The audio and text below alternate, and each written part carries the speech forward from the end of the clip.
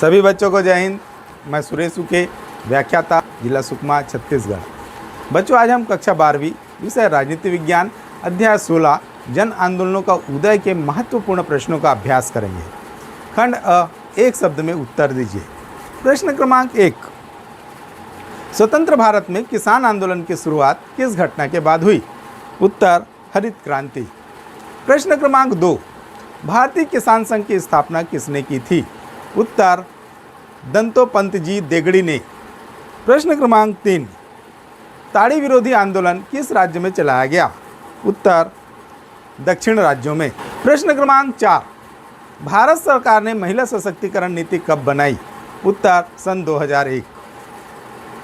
प्रश्न क्रमांक 5, पंचायत चुनाव में महिलाओं को कितने प्रतिशत आरक्षण प्राप्त है? उत्तर, कुल सीट का 1/3। प्रश्न क्रमांक 6, सरदार सरोवर परियोजना किस नदी पर है? उत्तर, नर्मदा तथा उसकी सहायक नदियां। प्रश्न क्रमांक 7, दलित पैंथर आंदोलन किस राज्य में प्रारंभ हुआ? उत्तर, महाराष्ट्र। खंड ब, सही जोड़ी बनाइए। सही उत्तर पहला, अंतर्राष्ट्रीय महिला दिवस 8 मार्च। सही उत्तर दूसरा, नवीन किसान आंदोलन सन 1980। सही उत्तर तीसरा, चंपारण आंदोलन सन 1917-18। सही उत्तर 4, भारत का योजनाबद्ध विकास सन 1951। सही उत्तर 5वां, नर्मदा बचाओ आंदोलन सन 2002। सही उत्तर 6वां, महिला समृद्धि योजना सन 1992। सही उत्तर 7वां, काका कालेलकर द्वितीय पिछड़ा वर्ग आयोग के अध्यक्ष। सही उत्तर 8वां, वीपी मंडल प्रथम पिछड़ा वर्ग आयोग के अध्यक्ष। सही उत्तर 9वां, बारदोली सत्याग्रह किसानों के लिए किया गया। सही उत्तर 10वां, चिपको आंदोलन पेड़ों की कटाई रोकने हेतु किया गया। खंड स, एक शब्द में उत्तर दीजिए। प्रश्न क्रमांक 1, शेतकारी संगठन किसने बनाया? उत्तर, शरद जोशी ने। प्रश्न क्रमांक 2, सरदार सरोवर बांध किस राज्य में है? उत्तर, गुजरात राज्य। प्रश्न क्रमांक 3, अन्य पिछड़े वर्ग की पहचान करने हेतु आय सीमा कितने से कम होना चाहिए? उत्तर, 6 लाख। प्रश्न क्रमांक 4, चिपको आंदोलन व ताड़ी विरोधी आंदोलन में मुख्य भूमिका किनकी थी? उत्तर, महिलाओं की। प्रश्न क्रमांक 5, विश्व पर्यावरण दिवस कब मनाया जाता है? उत्तर, 5 जून। प्रश्न क्रमांक 6, आरक्षण व्यवस्था का संबंध किस प्रकार के न्याय से है? उत्तर, सामाजिक। प्रश्न क्रमांक 7, दक्षिण भारत में चिपको आंदोलन को किस नाम से जाना जाता है? उत्तर, अपिक्को। प्रश्न क्रमांक 8, मेघा पाटकर किस आंदोलन से जुड़ी है? उत्तर, नर्मदा बचाओ आंदोलन। प्रश्न क्रमांक 9, बीकेयू किससे संबंधित है? इसका पूरा नाम क्या है? उत्तर, बीकेयू किसानों से संबंधित है। बीकेयू का पूरा नाम भारतीय किसान यूनियन है। प्रश्न क्रमांक 10, अन्य पिछड़े वर्गों हेतु कितने प्रतिशत आरक्षण का प्रावधान है? उत्तर, 27%। बच्चों, अब हम अति लघु उत्तरीय प्रश्नों का अभ्यास करेंगे। प्रश्न क्रमांक 1, जन आंदोलन किसे कहते हैं? उत्तर, जन आंदोलन एक ऐसा आंदोलन है जिसका उद्देश्य सिर्फ आर्थिक लाभ प्राप्त करना न होकर सामाजिक सांस्कृतिक बदलाव अथवा सामाजिक हित की पूर्ति करना होता है। जन आंदोलन स्वैच्छिक आधार पर चलाए जाते हैं। लोकहित से इनका संबंध होने के कारण इन्हें जनता का अपने आप समर्थन प्राप्त हो जाता है। प्रश्न क्रमांक 2, 1980 में भारतीय किसान यूनियन की किन्हीं 2 मांगों को बताइए?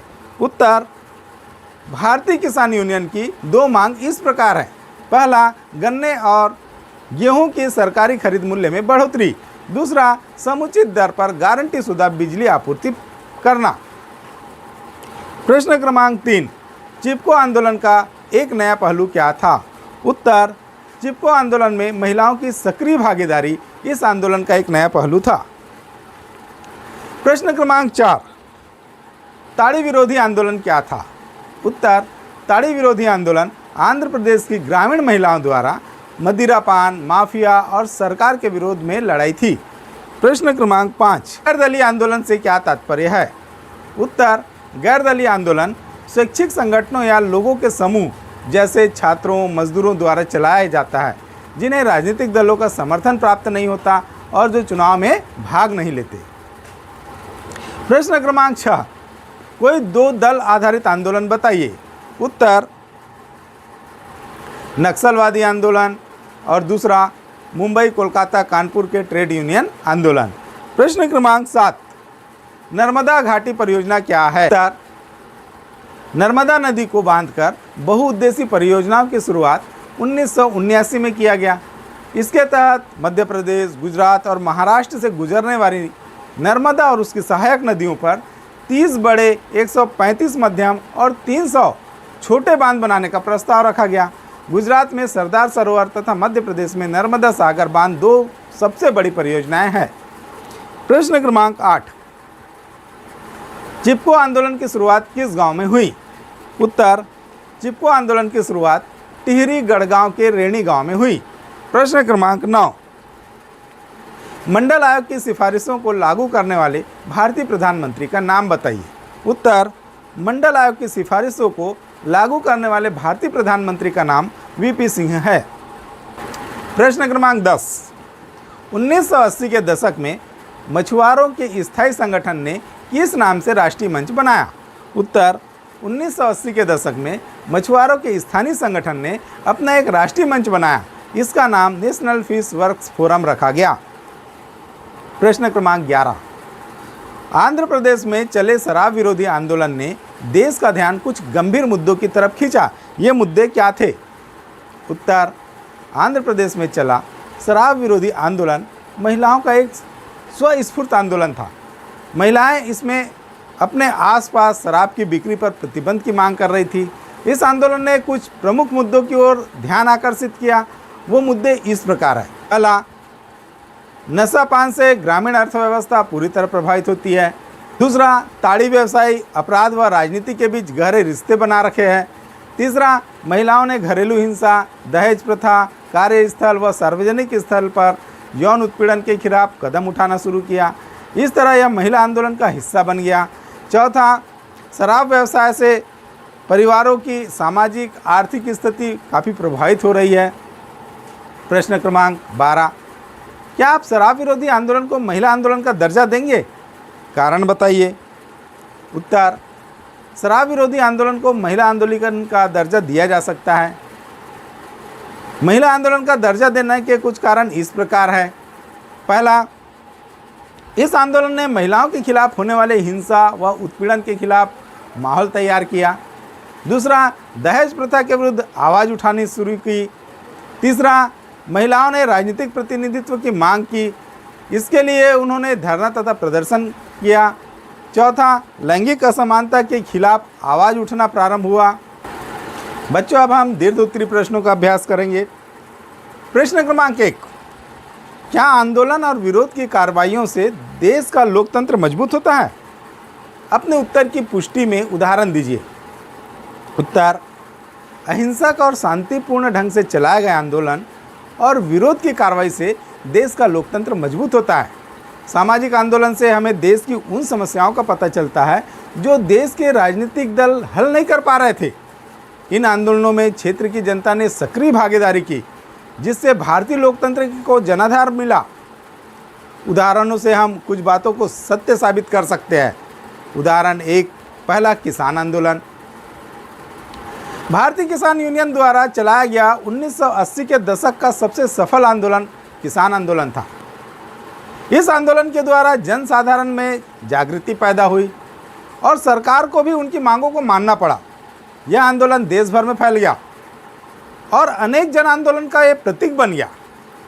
उदाहरण 2, चिपको आंदोलन। चिपको आंदोलन न केवल पर्यावरण वरन सामाजिक और पारिवारिक समस्याओं पर भी ध्यान आकर्षित करता है। यह आंदोलन 2-3 गांवों से प्रारंभ होकर पूरे दक्षिण भारत में फैल गया। इस आंदोलन ने महिलाओं के सशक्तिकरण को प्रदर्शित किया। उदाहरण 3, दलित पैंथर्स।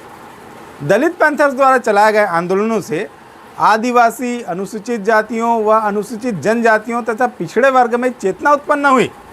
इन जातियों की स्थिति सुधरी और सरकार ने इनके हित के लिए कई कानून बनाए। उदाहरण 4, ताड़ी विरोधी आंदोलन। ताड़ी विरोधी आंदोलन के कारण नशाबंदी की प्रक्रिया प्रारंभ हुई। इस आंदोलन के साथ घरेलू हिंसा, महिला उत्पीड़न, दहेज प्रथा, समान राजनीतिक अधिकार आदि आंदोलन भी जुड़ गए। प्रश्न क्रमांक 2, दलित पैंथर्स ने कौन कौन से मुद्दे उठाए? उत्तर, आज़ादी के बाद के वर्षों में सामाजिक रूप से कमजोर वर्गों द्वारा जाति व आर्थिक असमानता के विरुद्ध आवाज़ उठाते रहे हैं। आरक्षण की नीति तथा सामाजिक न्याय की ऐसी ही नीतियों का कारगर क्रियान्वयन इनकी प्रमुख मांग थी। दलित पैंथर्स का बृहत्तर एजेंडा जाति प्रथा को समाप्त करना तथा भूमिहीन गरीब किसान, शहरी औद्योगिक मजदूर सहित सारे वंचित वर्गों को संगठित करना। दलित पैंथर्स ने कुछ प्रमुख मुद्दों को उठाया, वो इस प्रकार है। पहला, सामाजिक रूप से कमजोर वर्गों के साथ सामाजिक भेदभाव किया जाता है। दूसरा, सामाजिक रूप से कमजोर वर्गों के साथ दुर्व्यवहार किया जाता है। तीसरा, बुनियादी सुविधाओं से उन्हें वंचित रखा जाता है। प्रश्न क्रमांक 3, जन आंदोलन की कमियां या सीमाएं लिखिए। उत्तर, जन आंदोलन की सीमाएं इस प्रकार है। पहला, जन आंदोलनों द्वारा लामबंद किए जाने वाली जनता सामाजिक और आर्थिक रूप से वंचित तथा आधारहीन वर्गों से संबंध रखती है। जन आंदोलनों द्वारा चलाए गए तौर तरीकों से मालूम होता है कि रोजमर्रा की लोकतांत्रिक प्रक्रिया में इन वंचित समूहों को अपनी बात कहने का पर्याप्त मौका नहीं मिल पाता था। दूसरा, कुल मिलाकर सार्वजनिक नीतियों पर इन आंदोलनों का असर काफ़ी सीमित रहा है। इसका एक कारण यह है कि समकालीन सामाजिक आंदोलन किसी एक मुद्दे के इर्द गिर्द ही जनता को लामबंद करते हैं। इस तरह वे समाज के किसी एक वर्ग का ही प्रतिनिधित्व कर पाते हैं। इस सीमा के चलते सरकार इन आंदोलनों की जायज मांगों को ठुकराने का साहस कर पाती है। लोकतांत्रिक राजनीति वंचित वर्गों के व्यापक गठबंधन को लेकर ही चलती है, जबकि जन आंदोलन के नेतृत्व में यह बात संभव नहीं हो पाती। तीसरा, राजनीतिक दलों को जनता के विभिन्न वर्गों के बीच सामंजस्य बैठाना पड़ता है। जन आंदोलनों का नेतृत्व इस वर्गीय हित के प्रश्नों को कायदे से नहीं संभाल पाता। राजनीतिक दलों ने समाज के वंचित और अधिकारहीन लोगों के मुद्दों पर ध्यान देना छोड़ दिया है, पर जन आंदोलन का नेतृत्व ऐसे मुद्दों को सीमित ढंग से उठा पाता है। चौथा, विगत वर्षों में राजनीतिक दलों और जन आंदोलनों का आपसी संबंध कमजोर हो रहा है। इससे राजनीति में एक सूनेपन का माहौल पनपा है। हाल के वर्षों में भारत की राजनीति में यह एक बड़ी समस्या का रूप लेकर सामने आया है। प्रश्न क्रमांक 4, जन आंदोलन भारतीय लोकतंत्र को सुदृढ़ बनाता है, स्पष्ट कीजिए। उत्तर, जन आंदोलन भारतीय लोकतंत्र को सुदृढ़ बनाता है। इसके कई उदाहरण पेश है। जैसे पहला, जन आंदोलनों ने लोगों को लोकतंत्र को ज़्यादा बढ़िया ढंग से समझने में सहायता दी है। जो लोग जन आंदोलन को आयोजित करते रहे हैं, वे नेता और जनसाधारण, स्त्री पुरुष, छात्र छात्राएं, ग्रामीण शहरी, किसान, मजदूर, गैर सरकारी संगठनों से जुड़े सामाजिक कार्यकर्ता आदि थे। वे भली भांति इन आंदोलनों के कारण ये सीख गए कि लोकतंत्र में अंतिम सत्ता जनता के हाथ में ही निहित है। लोग धरनों, प्रदर्शनों, विरोध और मोर्चों, सत्याग्रह, अनशन आदि के द्वारा जिद्दी से जिद्दी व्यक्ति और सरकार को झुका सकते हैं। दूसरा, जन आंदोलनों के इतिहास से हमें यह भी शिक्षा मिलती है कि आंदोलन अनियमित ढंग से तुरंत खड़े नहीं हो जाते, इसलिए इन्हें समस्या के तौर पर नहीं देखा जाना चाहिए। तीसरा, लोकतंत्र एक ऐसी शासन प्रणाली है जो दलीय प्रणाली पर आधारित होती है, लेकिन जन आंदोलन का उद्देश्य दलीय राजनीति की कमियों और दोषों को दूर करना होता है। इसलिए चाहे सत्ताधारी दल हो या सभी विरोधी दल हो, वे जन आंदोलनों के स्वरूप, विकास, प्रगति से जुड़े समाचारों को प्रेस और दूरदर्शन पर बड़े ध्यान से पढ़ते और सुनते रहते हैं। इसलिए यह लोकतंत्र और दलगत राजनीति के अहम हिस्से बन जाते हैं। प्रश्न क्रमांक 5, जन आंदोलन से सामाजिक क्षेत्र में हमें क्या सबक मिला? उत्तर, जन आंदोलन से सामाजिक क्षेत्र में हमें इस प्रकार सबक मिला है। पहला, जन आंदोलन सामाजिक आंदोलन के रूप में जब प्रगति की सीढ़ियों पर चढ़ते हैं तो उनके द्वारा समाज के उन नए वर्गों की सामाजिक आर्थिक समस्याओं को अभिव्यक्ति मिलती है। जो अपनी दिक्कतों को चुनावी राजनीति के माध्यम से हल नहीं कर पा रहे थे। इसलिए विभिन्न सामाजिक समूहों, अनुसूचित जातियों, जनजातियों, अन्य पिछड़ी जातियों, अल्पसंख्यकों, महिलाओं और समाज विरोधी गतिविधियों में लिप्त माफियाओं एवं बाहुबलियों को रोकने में सहायक माध्यम के रूप में इन आंदोलनों को उपयोग में लाना ज़्यादा आसान है। दूसरा, समाज के गहरे तनाव और जनता के क्षोभ को एक सार्थक दिशा देकर इन आंदोलनों ने एक तरह से लोकतंत्र की रक्षा की है। सक्रिय भागीदारी के नए रूपों का प्रयोग करके भारतीय लोकतंत्र के जनाधार को बढ़ाया है। इन आंदोलनों के आलोचक अक्सर यह दलील देते रहे हैं कि हड़ताल, धरना और रैली जैसे सामूहिक कार्रवाइयों से सरकार के कामकाज पर बुरा असर पड़ता है। उनके अनुसार इस तरह की गतिविधियों से सरकार की निर्णय प्रक्रिया बाधित होती है तथा रोजमर्रा की लोकतांत्रिक व्यवस्था भंग होती है। प्रश्न क्रमांक 6, उपभोक्ता संरक्षण को प्रभावी बनाने के उपाय लिखिए। उत्तर, उपभोक्ता संरक्षण को प्रभावी बनाने के उपाय इस प्रकार हैं। पहला, उपभोक्ता आंदोलन को विशेषकर ग्रामीण क्षेत्रों में विकसित किया जाना चाहिए। दूसरा, मिलावट आदि की रोकथाम के लिए स्थान स्थान पर प्रयोगशालाएं खोली जानी चाहिए। तीसरा, उपभोक्ता संरक्षण कानूनों को सरल एवं सहज ढंग से उपभोक्ताओं को समझाया जाना चाहिए।